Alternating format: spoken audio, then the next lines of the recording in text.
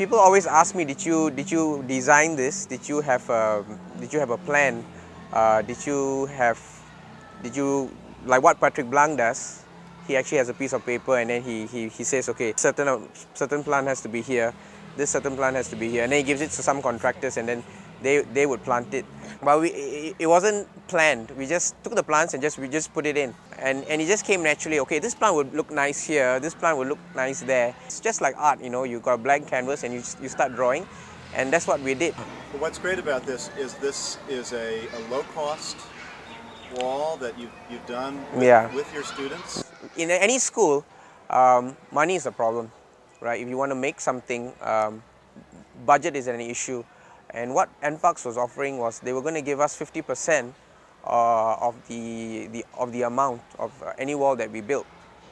But the problem was getting that amount of money as well, because if we employed any contractor, right, any wall of this size would have cost us at coming to about 40,000, 40 to 50,000. So we had to find ways to do it cheap, and so we went into the net. We found things done by Patrick Blanc quite interesting. It looks very impressive, and I personally saw it because I went to London, I went to Paris, and I saw his work, and I actually went to touch it, touch the felt, and actually if you looked at our felt, it's quite strong. His felt is really soft and they're growing.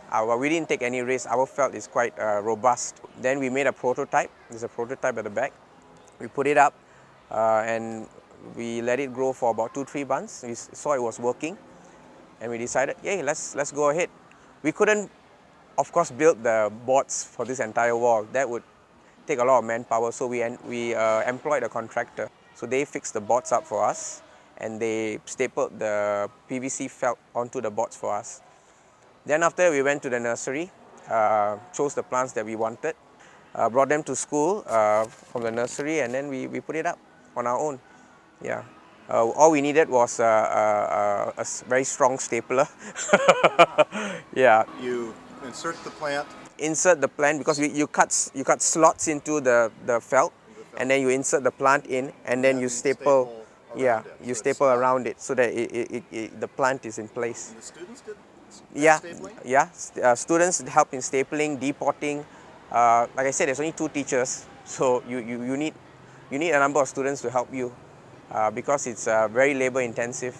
It took us many days to actually do this. Yeah, for over a period of about 3-4 weeks. 3 or 4 weeks. Yeah, to actually complete the wall. And then you've designed your own irrigation. Well, it's not rocket science actually. It's just a tube at the top, right? And then you have water coming down. It's gravity does everything for you. So it's nothing to design. Plants grow. You give it everything that it needs: sunlight, water, air's all around you. So it's going to grow. Yeah, nutrients has to be provided. The system that we have, it will give in this amount of nutrients to the water supply. Yeah, it mixes it up for you automatically. But I try not to add in too much. I actually add in maybe once in 3 months, because every time I add, it gets really bushy and crazy. Yeah, so I would prefer that it grows slowly. Actually, it's just growing a bit too fast. Our total cost for this wall was about 15,000, 1.5, and NParks gave us half of that, about 8,000. Yeah. Still, the remainder of that money, where did that come from? The remainder of the money came from the school. Well, 7,000 is not a lot of money, manageable. What made you think you could do this?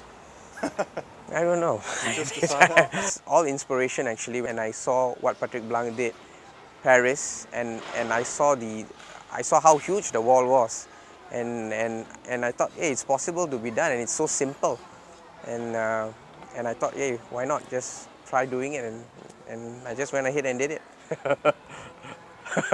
Do you use the wall in any classes? One topic is environment. So we show them how plants can actually reduce temperature. So this is one way that we show them how to. Like we show them the difference in temperature between this classroom and the classroom above. Because these 2 classrooms get direct sunlight most times of the day. not right now, but later on you'll see there's direct sunlight, and it can get really hot. So if they can compare the temperatures using probes, sensors, and they can tell that the classroom on the top would actually be temperature will be much higher than the classroom below. Yeah. What's the impact later in life? Yeah, because that is something I'm very concerned about, because if you look around you, it's rapid urbanization all around you, and if these kids are not exposed to what their fathers or their grandfathers were exposed to, because most of them used to live in a landed environment where they were exposed to a lot of greenery, but kids today, they live in flats, with very little greenery.